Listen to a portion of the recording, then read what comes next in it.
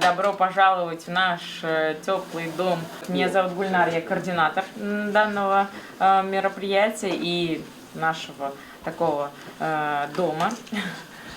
У нас очень много мероприятий проходит на базе нашего квартирника, да, и очень много разных мероприятий проходит в лофте. Вот, например, 4 февраля ближайшее мероприятие у нас будет гитарник. Мы будем также собираться со всеми в лофте на Алексеевской, будем петь песни татарские, играть настольные игры. Вот, тоже присоединяйтесь, если вам интересно. По поводу студенческих встреч, вы знаете, у нас Хайрат на Якшембе, Яшер Кишесе. Вот. Всех новых друзей тоже приглашайте, мы всем очень рады. Я знаю то, что сейчас, наверное, идет сессия, очень многие сдают экзамены, мало вот и все, видимо, готовятся к экзаменам, и не все доходят к нам в штаб пока. Знаете, то, что мы проводим разные мероприятия, благотворительные в том числе. У нас очень много именитых татар, знаете, да, Акчурин, который сделал операцию Ельцину, спас его, вот, и очень много врачей в сфере там образования, в сфере строительства, Хуснуль, не буду говорить фамилию, 12 у нас новая трасса, и не только. И вот также я на той неделе была на встрече, пригласили познакомиться заведующая как раз-таки неотложной детской хирургии и травматологии Светланой Альбертовной Валиулиной. Многие, вы знаете, то, что по благотворительности у нас фонд есть тоже, как мы ездим в детские дома. Вот, сейчас тоже будем это возрождать заново. И у нас сегодня представитель как раз-таки фонда, как вы видите, Рошаля, Наталья Владиславовна Драчевская. Вот она как раз расскажет про фонд и как мы можем взаимодействовать. Мы хотим тоже также приезжать в ней неотложной помощи детской там, и уже непосредственно как мы можем взаимодействовать, Наталья нам расскажет, и уже после этого мы сделаем как раз таки анонс того, как мы это будем ездить и проходить. Я пресс-секретарь фонда детского доктора Рошаля. Буквально пару минут расскажу о том, что фонд делает и как он помогает детям, чтобы вы могли немножечко сориентироваться. Фонд основан 10 лет назад на базе НИИ неотложной детской хирургии и травматологии. Если вы хоть раз, там, не знаю, ломали там, руку, ногу или как-то неудачно падали, возможно, вы были пациентом нашего НИИ.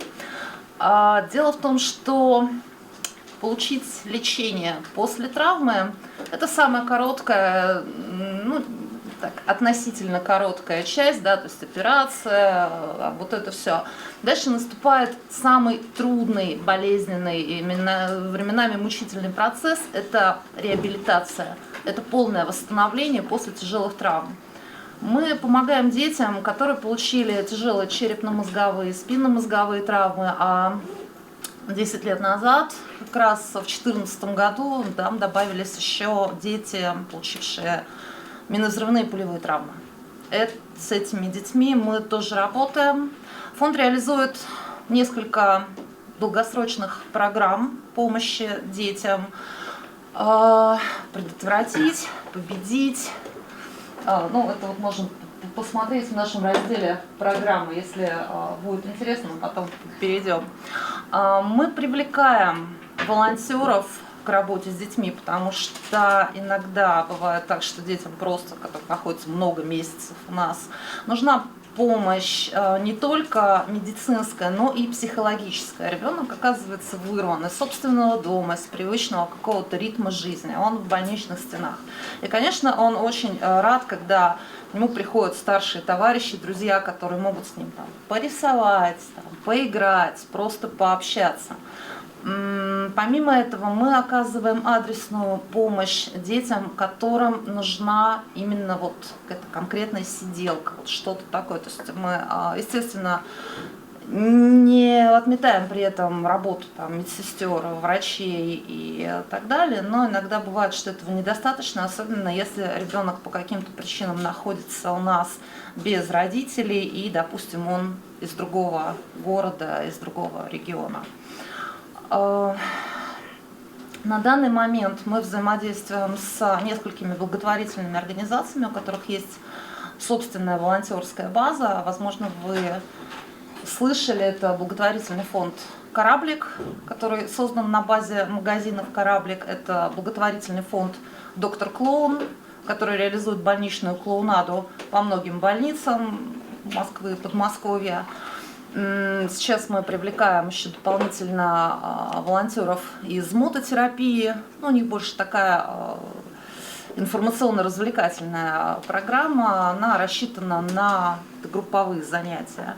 Но фонд детского доктора Рошаля очень гордый, но очень маленький. Мы делаем со своей стороны все, что мы можем, но мы всегда очень рады новым друзьям, волонтерам, благотворителям, которые находят в себе силы, возможности, готовы выделить время, чтобы оказать помощь детям, которые вот оказались в такой непростой ситуации. У нас даже на постоянной основе работают канистерапевты, это специальные волонтеры со специально подготовленными собаками, которые тоже приходят к детям, проводят определенные занятия, и ребенок таким образом как-то отвлекается от своего тяжелого состояния. На нашем сайте есть довольно большое количество информации о нас, то есть о фонде, кто является его сотрудниками, кто находится в попечительском совете. Мы постоянно обновляем новости, рассказываем о том, что мы делаем, какие мероприятия у нас проходят. Мы абсолютно полностью прозрачные, то есть в разделе отчеты, если кому-то интересно, можно посмотреть, то есть какие поступления к нам приходят, на что они направлены и как мы этим распоряжаемся. Помимо этого у нас есть, естественно, соцсети, ВКонтакте, Телеграм, Одноклассники. Нас найти, в общем-то, несложно.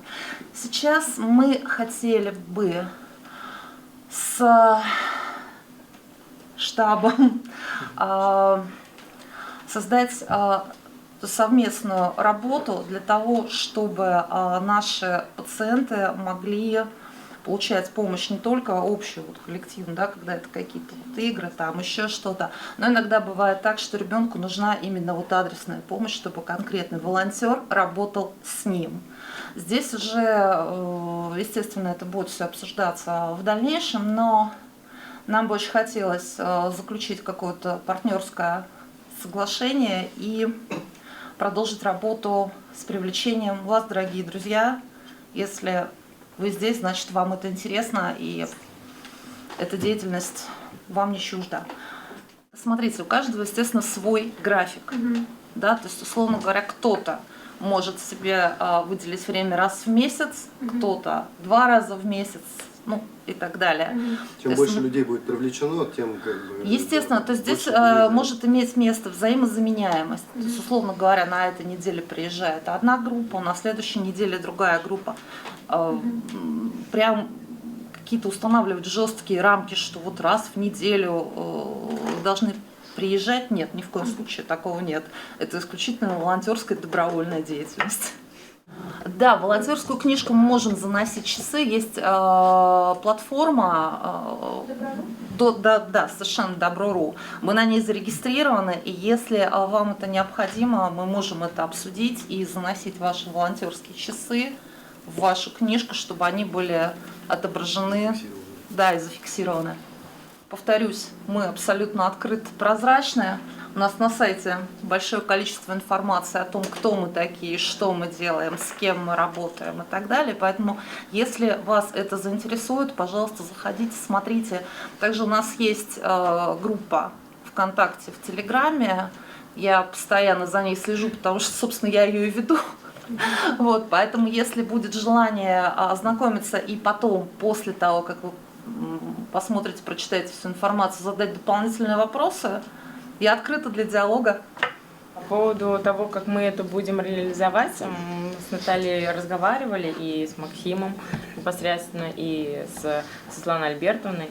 Да, мы хотим создать группу таких активистов, волонтеров, потому что мы знаем, что в медицинских вузах, кто учится, как раз-таки это даже та же практика. Проходить практику можно вот как раз в неотложной помощи детской.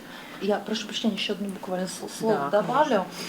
Светлана Альбертовна Валиуллина, которую Гульнара упомянула, это руководитель отдела реабилитации всей. То есть в нее входит и медицинская реабилитация, санаторно-курортная. Да, я не упомянула, у нас помимо основной нашей базы, которая на Полянке, у нас есть еще отделение санаторно-курортного лечения, находится на Садовниках. Это отдельное здание, там порядка 80 детей, которые реабилитируются там тоже после тяжелых травм. Все это курирует Светлана Альбертовна Валиуллина, вообще практически первый реабилитолог Москвы. И если кто-то из вас учится в медицинских организациях и рассматривает для себя такой род деятельности, это могло бы для вас стать очень интересным опытом и очень полезной практикой.